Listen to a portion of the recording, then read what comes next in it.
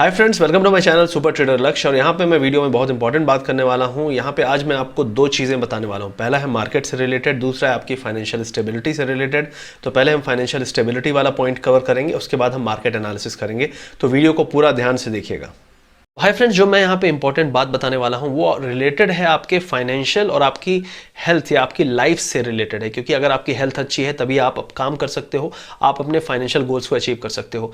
तो लास्ट 15 महीने में हमने ये चीज़ देखी है कि बहुत सारे लोग फाइनेंशियली स्ट्रगल कर रहे हैं। उनका रीज़न फाइनेंशियल प्लानिंग नहीं था। फाइनेंशियल प्लानिंग उन्होंने की थी, उन्होंने प्लानिंग नहीं की थी अपने हेल्थ की, अपनी लाइफ की। और ये प्रॉब्लम हुई कोविड के आने के कारण। बहुत सारे लोगों के पास जो सेविंग्स थी पूरी की पूरी सेविंग्स उड़ चुकी है। और उनकी सबसे बड़ी गलती ये थी कि उनके पास 1, 2, 4 लाख 5 लाख का भी हेल्थ इंश्योरेंस नहीं था। उन्होंने अपने फैमिली का हेल्थ इंश्योरेंस नहीं लिया था। मानो ना मानो, अगर आप सिंपल एक कैलकुलेशन लगाओ कि अगर आप 5,000 प्रीमियम वाली पॉलिसी लेते हो और अगले 5 साल में आप 25,000 खर्च करते हो, बिलीव नहीं करोगे आज ऐसी सिचुएशन है हेल्थ की कि अगले 5 साल में कभी ना कभी ऐसी जरूरत पड़ेगी जहां आपका 1,00,000 2 लाख का बिल बनेगा। और आप हॉस्पिटल वैसे भी नहीं जाते हो क्योंकि आपको लगता है पैसा खर्च होगा। तो आप जान का रिस्क कर रहे हो। दूसरी चीज़ है, आप अपनी जो गोल्स हैं, फाइनेंशियल जो प्लानिंग कर रखी है, जो सेविंग कर रखी है, उस पर भी आप खतरा डाल रहे हो। तो इस वीडियो को ध्यान से आप देखना। मैं जो भी पॉइंट बताऊंगा बहुत इंपॉर्टेंट है और उसको फॉलो करना। और जो भी चीज़ें मैं गाइडलाइंस दूंगा उसको सोचना एक बार कि यार क्या मैं सही में अपनी लाइफ को रिस्क में डाल रहा हूँ प्लानिंग ना करके अपनी हेल्थ की। सबसे पहली चीज़ है, यहाँ पे आपको, अगर आपकी फैमिली है या आप सिंगल हो, आप एक हेल्थ इंश्योरेंस आपको लेना चाहिए। हेल्थ इंश्योरेंस अगर आप सिंगल हो तो 2 लाख तक का ले सकते हो, 2-3 लाख का। अगर आपकी फैमिली है तो 5 लाख तो मिनिमम आपको लेना पड़ेगा। क्योंकि जो अभी हमने देखा है रिसेंटली, मेरे पड़ोस में बहुत सारे लोग एडमिट हुए, उनका 10-10, 15-15 लाख का खर्च हो गया। तो कम से कम 5 लाख का खर्चा तो आपका, ये मान के चलो कि अगर कभी ज़रूरत पड़े तो वो कम से कम आपका इंश्योरेंस में कवर हो जाए। तो यहाँ पे मैं कुछ इंपॉर्टेंट पॉइंट बोलना चाहूँगा हेल्थ इंश्योरेंस के बारे में कि हेल्थ इंश्योरेंस चुनने के पहले आपको क्या करना चाहिए। मैं यहाँ पे कोई हेल्थ इंश्योरेंस आपको नहीं बोल रहा हूँ कि आपको लेना ही है, बस समझिए कि पॉइंट्स कौन से होने वाले हैं। क्योंकि अगर आप समझेंगे वो पॉइंट्स तो आप लेने और ना लेने का डिसीजन आप आसानी से ले पाएंगे और लॉजिकल तरीके से ले पाएंगे। बहुत सारे लोग इंश्योरेंस का प्रीमियम देख के सिलेक्शन करते हैं। इंश्योरेंस का प्रीमियम देख के सिलेक्शन मत करिए, आपकी ज़रूरत को देख के सिलेक्शन करिए। अगर आप सिंगल हैं तो 2 लाख 3 लाख हो सकता है, ठीक ठाक हो वैल्यू आपका कवर करने के लिए। लेकिन अगर आप फैमिली हो तो कम से कम 5 लाख से 7 लाख, 5 to 7 लाख का कवरेज होना चाहिए। तो जैसी आपकी फैमिली है, जैसी आपकी रिक्वायरमेंट है, उस हिसाब से डिसाइड करिए। ये मत सोचिए यार प्रीमियम बहुत देना पड़ेगा, 2,000 रुपये दे देता हूँ। अगर आप सिंपल हिसाब लगाइए, अगर अगले 5 साल में आपको 10,000 रुपये का प्रीमियम भी देना पड़ा तो कितना होगा? 50,000 रुपये। लेकिन उस बीच में अगर एक बार भी हॉस्पिटलाइजेशन की नौबत आ गई तो आपका कितना खर्चा होगा? आप ये हिसाब लगाइए। आपको खुद लगेगा कि यार हेल्थ इंश्योरेंस एक तरह से बहुत ज़रूरी है। जिस तरीके से हेलमेट पहन के घूमते हो, सर फूटेगा तो क्या होगा? वही सोचो कि अगर कहीं 5 साल में कुछ भी प्रॉब्लम हो गई तो क्या होगा? कहाँ से लाऊंगा मैं पैसा? क्या मेरे पास इतनी सेविंग्स है? और ये चीज़ सोचना बहुत ज़रूरी है। बहुत सारे लोग नंबर ऑफ डिसीजेस देख के डिसीजन लेते हैं। तो नंबर ऑफ डिसीजेस मत देखिए, कौन कौन सी डिसीजेस उसमें कवर है, कौन कौन सी प्रॉब्लम्स, हेल्थ रिलेटेड प्रॉब्लम्स और इश्यूज, क्रिटिकल इलनेस उसमें कवर है कि नहीं है। आज के समय में सबसे बड़ी प्रॉब्लम है कोविड, तो कोविड कवर है कि नहीं है। अब एक और बहुत इंपॉर्टेंट चीज है जो देख के आपको सिलेक्शन करना चाहिए, वो है कैशलेस सेटलमेंट होता है कि नहीं है। और नेटवर्क हॉस्पिटल्स क्या आपके पास हैं। जिस शहर में आप रहते हैं, या अगर आप अपने पेरेंट्स के लिए इंश्योरेंस ले रहे हो या आप अपने लिए ले रहे हो या किसी के लिए भी ले रहे हो, उस शहर में क्या कैशलेस फैसिलिटी है, क्या वहां पे नेटवर्क हॉस्पिटल्स हैं, तो ये चेक करना बहुत जरूरी है। एक और बहुत इंपॉर्टेंट फैक्टर होता है क्लेम सेटलमेंट रेशियो। तो क्लेम सेटलमेंट रेशियो हमेशा हाई होना चाहिए। जितने क्लेम्स आ रहे हैं उसमें ज्यादा से ज्यादा क्लेम्स आपके सेटल हो रहे हैं, ये बहुत जरूरी है। जितना हाई सेटलमेंट रेशियो उतनी अच्छी पॉलिसी। अब यहां पे बात आती है कि आप किस तरीके से एक प्रॉपर सिलेक्शन कर सकते हो इंश्योरेंस पॉलिसी, कौन सी आपके हिसाब से बेस्ट है। तो जो भी मैंने क्राइटेरियाज बताए उनके हिसाब से सिलेक्शन करने के लिए आपके पास सबसे अच्छा ऑप्शन इस समय जो मुझे दिखता है वो है नावी। नावी ऐप आपको बहुत आसानी से, आप स्टार्ट ही करते हो अपने क्राइटेरिया के साथ। जैसे आप अपने क्राइटेरियाज एंटर करते हो वैसे ही वो आपको प्रेफर्ड पॉलिसीज दिखा सकता है कि आपके रिक्वायरमेंट के हिसाब से ये पॉलिसीज आपके पास है, आप सिलेक्ट करिए, वहीं पे करिए। अब बहुत सारे लोग बोलेंगे यार नावी है क्या, ये नावी कंपनी कौन सी है, क्या बहुत नई कंपनी है? तो नावी के जो फाउंडर हैं वो है फ्लिपकार्ट के फाउंडर सचिन बंसल ने इसको स्टार्ट किया है। आपको पता होगा कि फ्लिपकार्ट आज के समय में इंडिया का one of the most successful unicorn है। अब यहाँ पे इंडस्ट्री का सबसे अच्छा क्लेम सेटलमेंट रेशियो है, ऑलमोस्ट 97% का है। अब यहाँ पे अगर आपको नावी में अपने आप को लॉगिन करना है तो सबसे पहली चीज़ है नावी का जो ऐप है उसको आपको इंस्टॉल करना है। इंस्टॉल करते ही आपको वो आपकी डिटेल्स मांगेगा, डिटेल्स एंटर करिए, वो आपको क्राइटेरिया पूछेगा कि आपको क्या चाहिए, आप अपने क्राइटेरियाज डालो, उसके बाद आपको हेल्थ इंश्योरेंस जो भी आपके क्राइटेरिया के हिसाब से फिट होती है, फिर आप उसमें बजट वेरी कर सकते हो, आप उसमें टेन्योर वेरी कर सकते हो। ये सब चीज़ें आप करके सिलेक्शन में आपको क्लियरली दिखा देगा कि ये इंश्योरेंस आपके रिक्वायरमेंट के हिसाब से बेस्ट है, आप जाइए वहीं पे कर दीजिए। नावी में साइन अप प्रोसेस बहुत आसान है। नावी में साइन अप प्रोसेस सिर्फ 2 मिनट में आप कर सकते हैं। नावी हेल्थ इंश्योरेंस का जो ऐप है उसको आप इंस्टॉल करिए। इंस्टॉल करते ही आपको वो डिटेल्स मांगेगा, अपनी डिटेल्स डालिए, उसके बाद आपको सीधे डिटेल्स डालते ही, रिक्वायरमेंट डालते ही, कौन कौन सी मेरी ज़रूरतें हैं वो डालते ही आपको सीधे हेल्थ इंश्योरेंस दिखाता है। यहाँ पे कोई फालतू की बकवास नहीं होती, सीधे सीधे आपको जो करना है आपको सिलेक्शन करके दे दिया, आप वहाँ पे जाइए, अपना सिलेक्शन करिए, वहीं पे करिए और वहीं पे आपकी हेल्थ इंश्योरेंस स्टार्ट हो जाती है। नावी का 4.6 जो है करंट रेटिंग है हेल्थ इंश्योरेंस का, आप जाके चेक कर सकते हैं, फीडबैक पढ़ सकते हैं, आपको खुद तसल्ली हो जाएगी कि इनका क्यों इतना हाई रेटिंग है। अब यहाँ पे कैशलेस क्लेम 20 मिनट में 10,000 से ज़्यादा हॉस्पिटल्स में आपको मिल सकता है, जैसे कि मणिपाल हॉस्पिटल, फोर्टिस हॉस्पिटल और कोलंबिया एशिया हॉस्पिटल। इसमें भी आपको अगर कोई दिक्कत होती है तो नावी की टीम आपको हेल्प करती है। और सबसे बड़ी चीज़ है कि इसमें कोविड का हॉस्पिटलाइजेशन फुली कवर्ड है, तो कोई दिक्कत नहीं है। करंट सिचुएशन, सेकेंड वेव आए, थर्ड वेव आए, आप और आपकी फैमिली इस पे रिलाय कर सकती है, भरोसा कर सकती है कि उनका पूरा हॉस्पिटलाइजेशन और उनका जो भी प्रॉब्लम है वो कवर होगा, जितनी भी वैल्यू का आपने इंश्योरेंस लिया है। अब जो पॉइंट था जिसके बारे में मैं हाईलाइट करना चाहता था कि क्यों मुझे सबसे बेस्ट लगा ये, क्योंकि यहाँ पे जो देखिए हम लोग बहुत ज़्यादा पैसा खर्च करना नहीं चाहते। क्यों? हमको लगता है हेल्थ इंश्योरेंस सेकेंडरी है, इट इज़ प्राइमरी, ज़रूरी है, बिल्कुल ज़रूरी है आज के समय में तो खासकर, लेकिन हम एक साथ पैसा कमिट नहीं करना चाहते। तो यहाँ पे नावी एक बहुत अच्छा ऑप्शन लेके आया है। 240 रुपये पर मंथ से आपका जो EMI है आप इस तरीके से पे कर सकते हो। आपको नहीं पे करना है लमसम, आप 240 रुपये का EMI पे कर दीजिए। EMI से आप आराम से हेल्थ इंश्योरेंस अपना स्टार्ट कर सकते हो। अब मुझे भी लगता है, अगर मेरा आप टेक मानो तो मुझे भी लगता है कि हेल्थ इंश्योरेंस होना चाहिए। जब मैं ऑफिस में काम करता था, प्राइवेट जॉब में काम करता था IT कंपनी में, तो कंपनी ने मेरा हेल्थ इंश्योरेंस करा रखा था। कई बार ज़रूरत पड़ी तो उनका हेल्थ इंश्योरेंस काम आया। लेकिन अगर मैं जॉब में नहीं हूँ, मैं अभी अपने बिजनेस में हूँ, तो मेरे पास तो हेल्थ इंश्योरेंस होना चाहिए। मुझे पता है बहुत सारे लोग जॉब नहीं करते हैं और बहुत सारे लोग हेल्थ इंश्योरेंस भी नहीं रखते हैं। तो अगर आपके पास जॉब नहीं है, आपकी कंपनी कवर नहीं कर रही है, आपको तो मस्ट है, आपको लेना ही लेना है। तो पहला पॉइंट है कि हेल्थ इंश्योरेंस उतना लीजिए जितना आपको ज़रूरत है। दूसरा है, अगर आपके पास एक साथ पैसा पे करने को नहीं है तो सिर्फ 240 रुपीज़ पर मंथ से EMI स्टार्ट है। 2 लाख रुपए से ऊपर का आपको इंश्योरेंस मिल सकता है। नावी ऐप में आप जाके सिलेक्शन कर सकते हैं, EMI ऑप्शन सेलेक्ट कर सकते हैं। आपको नावी का ऐप अगर इंस्टॉल करना है, वीडियो के डिस्क्रिप्शन में मैंने लिंक दिया है, यहाँ पे आपका नाम भी दिया हुआ है, लोगो भी दिया हुआ है, नावी हेल्थ इंश्योरेंस। आप सर्च करके सेलेक्ट कर सकते हो, आपको अच्छा लगे तो आप वहाँ पे परचेस कर सकते हो। EMI ऑप्शन जरूर चेक करना, क्योंकि यही पॉइंट है जो मुझे बहुत अच्छा लगा। तो अब हम यहाँ बात करेंगे मार्केट के बारे में कि किस तरीके से मार्केट है और किस तरीके से हमें प्लान आउट करना है। अगर आपने US मार्केट ट्रैक किया होगा तो आपको पता है कि US मार्केट में काफ़ी बड़ा फॉल आया है और काफ़ी बड़े रिवर्सल में आप देखेंगे कि काफ़ी सारे इंडेक्स गिरे हैं ग्लोबली। और यूरोप में फॉल आया है। यूरोप ऑलरेडी कमज़ोर है पिछले कुछ दिनों से और ये दिखा रहा था कि यूरोप में कुछ प्रॉब्लम है और वो प्रॉब्लम अभी US में जाती हुई दिख रही है और US मार्केट भी कल अच्छा खासा गिरा है। इंपॉर्टेंट पॉइंट ये है कि वहाँ की वॉलेटिलिटी बहुत हाई हुई है। तो अगर आप यहाँ पे US मार्केट ट्रैक देखेंगे तो यहाँ का जो विक्स है ऑलमोस्ट 19 के आसपास पहुँच चुका है। और उसके अलावा अगर आप देखेंगे तो हमारी जो करेंसी है USD INR ऑलरेडी 74.6 के आसपास है। जो डॉलर इंडेक्स है वो भी 92.7 के आसपास चल रहा है, जो कि काफ़ी हाई लेवल है। 93 के ऊपर जाने पर बहुत ज़्यादा पैनिक हो जाता है इमर्जिंग मार्केट में। उसके अलावा अगर आप देखेंगे तो ऑयल प्राइसेस अभी भी 73 के ऊपर है और जो बॉन्ड्स हैं US के 10 ईयर बॉन्ड्स जो बहुत सारे लोग ट्रैक करते हैं वो बहुत वॉलेटाइल है। ये इंपॉर्टेंट कहना नहीं है कि नीचे जा रहे ऊपर, बहुत ज़्यादा 3% ऊपर 3% नीचे। तो कुछ तो दिखा रहा है कि खलबली है मार्केट में इंटरनली, लेकिन वो मार्केट रिप्रेजेंट करने की कोशिश कर रहा है। और अगर आप यहाँ पे देखेंगे तो US के तीनों इंडेक्स ऑलमोस्ट 1% गिरे हुए हैं। और वहाँ का जो स्मॉल कैप इंडेक्स है जिसके बारे में मैंने आपको बोला था, तो मिड कैप स्मॉल कैप अगला हफ्ता काफ़ी खतरनाक हो सकता है। थोड़ा संभल के रहिए। मुझे पता है लोग नहीं मानेंगे, लोग अभी भी वही चेस करेंगे, डिप में बाय करेंगे। तो मिड कैप इंडेक्स में बहुत ज़्यादा बड़ा एक प्रॉफिट बुकिंग आ सकता है, मिड कैप और स्मॉल कैप जो छोटे स्टॉक्स हैं उनमें। तो अगर हम बात करें तो क्या हुआ फ्राइडे को, तो फ्राइडे को आप देखेंगे रिलायंस ने संभाला काफ़ी बड़े हद तक, भारतीय एयरटेल ने एक अच्छा बाउंस दिया, उसके बाद हमारा अंडरटेकर ITC भी जाग गया है। तो ओवरऑल ये कुछ स्टॉक्स थे जिन्होंने मार्केट को संभाला और समहाउ फ्लैट पे बंद करा लिया, क्योंकि काफ़ी बड़ा वेटेज है, आप देख सकते हैं रिलायंस का, भारती का। तो इन्होंने काफ़ी कुछ संभाला, लेकिन गिराने वाले में आप देख सकते हैं इन्फोसिस ने अच्छा खासा ड्रैग किया।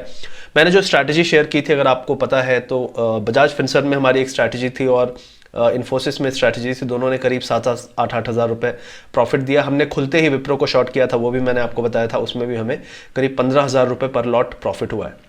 तो ये सभी चीज़ें मैं शेयर करता रहूँगा आगे चल के, तो वीडियो हमेशा पूरा देखा करिए और लाइक और शेयर ज़रूर करिए। इसको किस तरीके से, जो भी मैं बात बोलता हूँ, ये हर एक चीज़ एक स्ट्रैटेजी है। अगर इसको आपको खेलना आता है, प्ले करना आता है, तो स्ट्रैटेजी है। मैं उसको भी बीच बीच में दिखाता रहूँगा, और ताकि आप सीखते रहें, समझते रहें। ऑप्शन सेलिंग, जिसके पास 1.5-2 लाख रुपये है, तो वो ऑप्शन सेलिंग किस तरीके से करके छोटे छोटे प्रॉफिट निकालता रहेगा, कंसिस्टेंसी के साथ निकालता रहेगा, ये सब चीज़ें। और ये सब चीज़ें हम सिखाते भी हैं अपने STL सुपर ट्रेडर प्रोग्राम में, तो वहाँ पर भी आप ज्वाइन कर सकते हो। वीडियो के डिस्क्रिप्शन में लिंक मिल जाएगा आपको, तो वहाँ पे आप सीखिए। देखिए, सीखेंगे नहीं तो आपको नहीं समझ में आएगा। देखिए, 7,000 रुपये हमने बजाज फिनसर्व में निकाला, 7,000 रुपये इन्फोसिस में निकाला, 5,000 रुपये हमने करीब टाटा मोटर्स की स्ट्रैटेजी में निकाला, हमने बैंक निफ्टी में करीब 6,000 निकाला थर्सडे और फ्राइडे को। तो मेरा कहना है, ये बहुत बड़े कैपिटल से नहीं, सिर्फ 1 लाख कैपिटल से हम एक कंसिस्टेंट प्रॉफिट निकाल पा रहे हैं। तो ये करना कैसे है, किस तरीके से माइंडसेट, ये बहुत ज़रूरी है। तो जैसे मैंने यहाँ से आपसे बोला, मैंने रिलायंस के लिए भी यही कहा था कि 2190 क्रॉस करते ही एक 20-30 पॉइंट का बाउंस आएगा, तो उसमें भी एक अच्छा ब्रेकआउट हमने पकड़ा। तो ये ब्रेकआउट, अब रिलायंस अगर 2190 को 2090 को ब्रेक करेगा, तो आप क्या करोगे? आप 2 तरीके से ट्रेड कर सकते हो। आप उसका कॉल बाय कर सकते हो, फ्यूचर बाय कर सकते हो, या पुट को सेल कर सकते हो। तीनों स्ट्रैटेजी में अलग अलग प्रॉफिट्स बनेंगे, कंसिस्टेंसी अलग होगी, रिस्क अलग अलग होंगे। वो चीज़ें समझना ज़रूरी है, जो लोग समझते नहीं। सबको, जिसको भी बोलूँगा कि ये ऊपर जाएगा, ऑप्शन खरीद लेता है और कुछ नहीं करता। नॉर्मल रिटेलर सिर्फ ऑप्शन खरीदता है, थैंक्स टू सेबी, जो मार्जिन में उन्होंने हमारी वाट लगाई है। But I am just saying कि अगर आपको ये जो भी चीज़ें मैं बात कर रहा हूँ, इसको स्ट्रैटेजी में कन्वर्ट करो, तो इट इज़ ट्रेडेबल। ठीक है, अब हम यहाँ पे देखेंगे कि आईटी में अच्छी प्रॉफिट बुकिंग आई। मैंने आपको बहुत दिन से बोल रहा था कि यार, Infosys is the last result, उसके बाद कुछ बचेगा नहीं। विप्रो का भी रिजल्ट ऑलरेडी फैक्टर इन हो चुका था। तो आईटी अभी ऐसा नहीं है कि गिरता ही जाएगा, बाउंस आएगा, लेकिन उस बाउंस में क्या करना है? कॉल सेल करना है। ये स्ट्रैटेजी है। कितना बाउंस आ सकता है? करीब 1%, 1.5%, 2% तक के बाउंस आ सकते हैं आईटी स्टॉक्स में फिर। लेकिन क्या ये दोबारा से नया हाई बना सकता है? बना सकता है, डिपेंडिंग अपॉन करेंसी। तो करेंसी इंपॉर्टेंट हो गया। अब हम यहाँ पे चलते हैं, बात कर लेते हैं कि एक इंपॉर्टेंट पॉइंट जो मैं हाईलाइट करना चाहता था कि advance decline, number of stocks जो ऊपर जा रहे हैं और नंबर ऑफ स्टॉक्स जो नीचे आ रहे हैं, उनका रेशियो लगातार कमजोर हो रहा है। ये मैंने आपको पहले भी हाईलाइट किया था। लेकिन इंपॉर्टेंट ये नहीं है कि बड़े स्टॉक में क्या चल रहा है, इंपॉर्टेंट ये है कि जो छोटे स्टॉक्स हैं उनमें आप देखिए कि पॉजिटिविटी आपको लगेगा, मार्केट तो गिरा नहीं, लेकिन आप देखिए स्ट्रेंथ नहीं है, उस स्ट्रेंथ में होल्ड करने में भी स्ट्रेंथ नहीं है। और ये दिखा रहा है कि लोग प्रॉफिट बुकिंग कर रहे हैं। अब वो कौन लोग हैं? रिटेलर्स तो मुझे नहीं लगता प्रॉफिट बुकिंग कर रहे हैं। डेफिनेटली बड़े लोग प्रॉफिट बुकिंग कर रहे हैं। हर कैंडल में आपको अपर विक दिखेगा। डेली में कैंडल जब भी आप देखेंगे तो आपको अपर विक दिखे, 1 दिन दिखे, 2 दिन दिखे, 3 दिन दिखे, मतलब रिटेलर फंस रहा है, बड़ा आदमी निकल रहा है। तो ये चीज़ आप ध्यान दीजिएगा। और मार्केट एक दिन में ही टर्न नहीं लेता, 2 दिन, 3 दिन, 4 दिन लगेंगे ये बाय द डिप जो है इसको सेल द बाउंस कन्वर्ट करने में। अब यहाँ पे कुछ पॉइंट्स हैं, जैसे कि नैस्डैक। तो नैस्डैक में अगर ग्लोबल मार्केट्स में हम जाएं तो आप देख सकते हैं यहाँ पे 2 कैंडल बना चुका है। मुझे लगता है कि तीसरा कैंडल भी मोस्ट प्रोबेबली बन जाएगा। तो अच्छे बड़े कैंडल हैं। 3 दिन तक अपर विक बनाया, जो मैं अभी पॉइंट आपको बोल रहा था, इंडियन मार्केट में भी सेम चीज़ करेगा। अपर शैडो जिसको कहते हैं कि हाई पे, मतलब इंट्राडे खुल के हाई गया, फिर वापस नीचे आके लोवेस्ट पॉइंट पे क्लोज हो रहा है, वही चीज़ हम यहाँ पे भी देख रहे हैं। तो ये एक दिखा रहा है आपको कि हाई पॉइंट पे लोग बुक कर रहे हैं प्रॉफिट, ना कि डिप में बाय कर रहे हैं जो रिटेलर को सिर्फ एक चीज़ पता है, डिप में बाय करना। फंसने वाला है बहुत तगड़े से, ये पक्की बात है। और मिड कैप स्मॉल कैप में तो बहुत ज़्यादा फंसने के चांसेस हैं। अब डाउ जोन्स की बात करें, सेम चीज़ स्ट्रक्चर है। आप देख सकते हैं यहाँ पे इसने एक हैंगिंग मैन बनाया था, मतलब समहाउ लटके हुए हैं। अब उसके बाद ये एक बहुत बड़ा ये बेरिश कैंडल बनाया है। ये मुझे नहीं लगता कि अब इसको जल्दी नलीफाई करेगा, मतलब अब यूएस में भी बाउंस में सेल मोस्ट प्रोबेबली आएगा। तो यहाँ पे आपको कंफर्मेशन एक तरह से यूएस मार्केट देता हुआ दिख रहा है। अब हम चलते हैं इंडियन मार्केट के बारे में बात कर लेते हैं। तो इंडियन मार्केट में अगर आप देखेंगे, हम हाईएस्ट पॉइंट पे क्लोज हुए हैं। स्ट्रेंथ नहीं थी, ये जो बाउंस हमने लास्ट में दिया इसमें कोई ज़्यादा स्ट्रेंथ नहीं। ओवरऑल मुझे लगता है कि इस एरिया पे 940, ये 16,000, देखिए एक नंबर है साइकोलॉजिकल, होगा नहीं होगा doesn't matter, but what I am saying is कि उसके चक्कर में मत रहिए। 16,000 हो भी जाएगा तो किसी को क्या, कौन सा नोबेल पुरस्कार या मेडल मिल जाने वाला है? किसी को कुछ नहीं मिलने वाला है। लेकिन उस 16 के चक्कर में कि 16 तो होके रहेगा, आप निकल नहीं पा रहे हो अपने स्टॉक से जहाँ अच्छे खासे प्रॉफिट है, और वो स्टॉक्स अब ऊपर से गिव अप करना चालू कर रहे हैं। यहाँ पे आप प्रॉब्लम में आ सकते हो।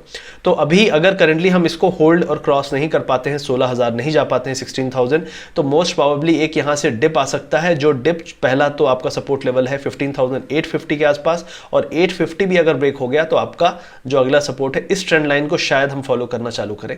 ये कोई बहुत ज़्यादा सिग्निफिकेंट ट्रेंड लाइन नहीं है, लेकिन फिर भी एक यहाँ पे हमने स्टॉप लिया था तो 870 है, उसके बाद दूसरा था 800। तो ये दो सपोर्ट लेवल है। ऑलरेडी जो SGX निफ्टी है अगर आप देखेंगे तो 116 पॉइंट, मतलब मोस्ट प्रोबेबली मंडे को गैप डाउन हो सकता है। लेकिन HDFC बैंक के रिजल्ट हैं, अगर वो रिजल्ट निगेटिवली मार्केट ने लिए तो प्रॉब्लम हो सकती है। अगर वो रिजल्ट संभाल लिया मार्केट को तो फिर हम नहीं कह सकते। तो HDFC पे डिपेंड करेगा कि किस तरीके से बिहेव करता है। तो HDFC के रिजल्ट पे आप ध्यान दे सकते हैं मंडे को। अब दूसरी चीज़ है यहाँ पे कि ये तो हो गया निफ्टी की बात, कि निफ्टी क्या कोशिश कर रहा है। निफ्टी कोशिश ऊपर जाने की ही कर रहा है, लेकिन ये कोशिश में अगर ग्लोबल मार्केट खराब कर देता है इस कोशिश को, क्योंकि यूएस में आप देख सकते हैं already top formation kind of structure बन रहा है, तो इंडिया में भी क्या 1-2 दिन में बनेगा। तो अगर गैप डाउन होता है तो उसको चेज ना करें, सिंपल सी चीज़ है। क्यों? क्योंकि अभी भी बाय द डिप करने वाले बहुत लोग हैं। जैसे आप यहाँ भी देख सकते हैं, यहाँ पे भी डिप आया, बाय किया लोगों ने, ऊपर ले गए।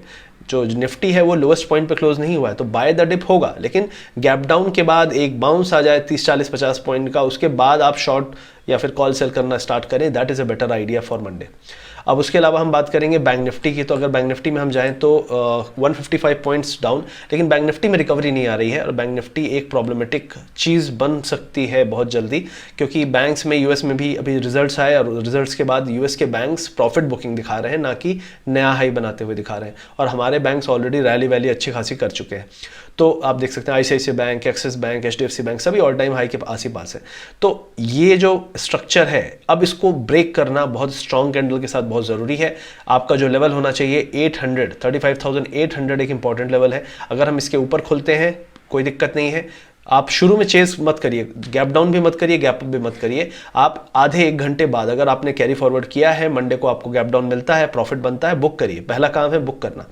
दूसरी चीज़ है, अगर आपने नई पोजीशन लेनी है तो क्या करेंगे आप सबसे पहले उसको आधे घंटे तो कम से कम देखें, क्योंकि आधे घंटे में मोस्ट प्रोबेबली एक डिप आके, एक बाउंस आके आपका मोस्ट प्रोबेबली स्ट्रक्चर ऐसा होगा, और फिर आप देखेंगे ये जिधर भी डिसीजन लेना पड़ेगा 10 बजे के आसपास डिसीजन लेगा कि हाँ, या नीचे गिरना है या यहीं पे रहना है पूरे दिन। तो 1 घंटे बाद ही डिसीजन लीजिए अगर नई पोजीशन लेनी है। HDFC अगर नेगेटिव है तो बैंक निफ्टी को फिर कोई नहीं बचा सकता। अगर HDFC बैंक संभालेगा तो फिर मोस्ट प्रॉब्ली मार्केट संभल जाएगा, और बैंक जो है ज़्यादा नहीं गिरेंगे। निफ्टी में हो सकता है ग्लोबल प्रॉब्लम्स के कारण फॉल आ जाए। अब यहाँ पे जो अगला स्टॉक है जिसकी बात मैं करूंगा, वो सबसे पहले मैं IT सेक्टर की बात कर लेता हूँ। तो IT में क्या ट्रेंड चल रहा है करंटली, आप देख सकते हैं यहाँ पे सपोर्ट था, ये पहले रेजिस्टेंस एरिया था, ये एरिया, तो यहाँ पे अभी सपोर्ट लिया है इसने। तो IT स्टॉक्स तुरंत सीधे से नीचे की तरफ नहीं जाने लगेंगे, लेकिन यहाँ पे अगर आप देखें तो एग्जैक्टली हम सपोर्ट पे हैं, 29,300 पे सपोर्ट है। यहाँ पे IT में आप देखेंगे कि 29,400 के आसपास सपोर्ट पे ही है राइट नाउ। अगर इस सपोर्ट एरिया को तोड़ा तो हम वापस से इस रेंज तक टेस्ट कर सकते हैं 28,300। उसका रीजन है कि रिजल्ट्स ऑलरेडी आउट है, तो मोस्ट प्रॉब्ली मार्केट के पास या IT स्टॉक्स के पास कोई रीजन नहीं है कि हम नया हाई बनाते रहें। एटलीस्ट अगले 2 से 3 महीने आप इसको फ्लैट से एक थोड़ा प्रॉफिट बुकिंग वाला स्ट्रक्चर देख सकते हैं। रीजन है, कोई ट्रिगर नहीं है, और ऑलरेडी जो रिजल्ट्स हैं उनको फैक्टर इन करने के लिए इन्होंने ऑलरेडी अभी रिसेंटली में आप देख सकते हैं कितनी बड़ी रैली दी थी। तो इस रैली को पचाने में थोड़ा टाइम लगेगा, और वही होगा IT सेक्टर्स में। इसीलिए मैंने बोला कि कॉल बाउंस हो तो उसमें कॉल सेल करना IT स्टॉक्स में एक अच्छी प्रॉफिटेबल स्ट्रैटेजी होगी। मुझे लगता है 5 से 8%, 5 to 8% प्रॉफिट दे देगा। अब उसके बाद हम जाते हैं यहाँ पे स्टील सेक्टर में। तो टाटा स्टील ने एक फिर से अच्छा स्ट्रॉन्ग बाउंस दिया है। मैंने लास्ट टाइम इसके बारे में बात की थी, जब तक ये मतलब अभी तो फिलहाल स्ट्रॉन्ग बाय द डिप है, डिप मिले तो बाय करें। 1230 के आसपास, 1230 के आसपास हमने बात की थी, 1270 पहुंच चुका है। यहाँ पे नहीं, लेकिन एक डिप मिले आपको 1250 तक का, वहाँ पे 1250 या 1240 तक का, वहाँ पे आपको बाय करना है, क्योंकि अभी भी ये बाय द डिप स्ट्रैटेजी में बना रहेगा। हाँ, लेकिन मंडे को अगर गैप डाउन होता है तो तुरंत हमको ये कोई स्ट्रैटेजी नहीं अपनानी है, आधे घंटे तक हमें वेट करना है। उसके बाद जो स्टॉक स्ट्रॉन्ग निकल के आ रहा होगा वो अपने आप देखेंगे धीरे धीरे ऊपर की तरफ मूव होना चालू हो जाएगा। वो इंडिकेशन होगा कि इस पूरे फॉल के बाद कौन से स्टॉक आज के दिन होल्ड करने वाले हैं या ऊपर की तरफ जाने वाले हैं इस गैप डाउन के बाद। तो उसके अलावा अगर आप बात करें तो रिलायंस में एक बहुत अच्छा स्ट्रक्चर बन रहा है जो कि रिकवरी का है। आप देख सकते हैं यहाँ पे हमने ट्रेंड लाइन, ये एक इंपॉर्टेंट एरिया था जो हम बहुत दिन से नहीं ब्रेक कर पा रहे थे, आप देख सकते हैं इसके नीचे थे, इसको हमने रिसेंटली में ब्रेक किया है, तो ये एक अच्छा साइन है। लेकिन यहाँ से डिप ऐसा नहीं आ सकता, छोटे मोटे डिप आएंगे, लेकिन वो डिप में आपको 2090 के आसपास आपको बाइंग मिलेगी मोस्ट प्रॉब्ली। ये आईटीसी जैसा स्ट्रक्चर बना रहा है, आप देख सकते हैं इस एरिया में कंसोलिडेशन हो रहा है, लोज हाई पे जा रहे हैं, हाई भी ब्रेक हुआ है, तो मुझे ऐसा लगता है ये एक पॉजिटिव स्ट्रक्चर है। और निफ्टी को संभालने में, मैं नहीं कह रहा कि ये ऊपर ले जाएगा, लेकिन निफ्टी को संभालने में रिलायंस का एक बहुत बड़ा रोल हो सकता है। उसके अलावा अगर हम बात करें तो फार्मा में मुझे एक अच्छा पैटर्न दिख रहा है, मोस्ट प्रॉब्ली एक अच्छा कोशिश कर रहा है ये ऊपर जाने की। मैंने आपको, अगर आपको याद हो तो मैंने बोला था कि इस कैंडल के बाद सिमिलर एक कैंडल बनने वाला है, अगर किसी ने उसको यूज़ किया होगा तो ये ऑलमोस्ट 680 से 695 तक का प्रॉफिट इसने दे दिया है। तो ये स्टॉक्स थे। टाटा मोटर्स की बात मैं कर लेता हूँ, इसमें भी मुझे पॉजिटिव स्ट्रक्चर दिख रहा है। जब तक हम 306 को ब्रेक नहीं करते तब तक ये ऊपर की तरफ जाने की कोशिश करता रहेगा। तो इसमें भी हमने पुट सेलिंग की स्ट्रैटेजी बनाई है। जब तक 305 304 के ऊपर है कोई टेंशन नहीं है, 304 ब्रेक करेगा तो हम निकल जाएंगे। तो ये ओवरऑल कुछ स्टॉक्स थे जिनके बारे में मैं आपको बताना चाहता था, वीडियो ज़्यादा लंबा ना हो। फिर अगर कुछ और अपडेट्स होंगे तो मैं आपको लेकर आऊँगा मंडे को मोस्ट प्रॉब्ली हम लाइव भी करेंगे, बहुत दिन से लाइव नहीं किया है। तो वीडियो को लाइक शेयर सब्सक्राइब जरूर करिए, और आपको हमारे वीडियो से बेनिफिट मिलता है तो ज़रूर इसको ज़्यादा से ज़्यादा लोगों तक शेयर करिए। Thank you very much.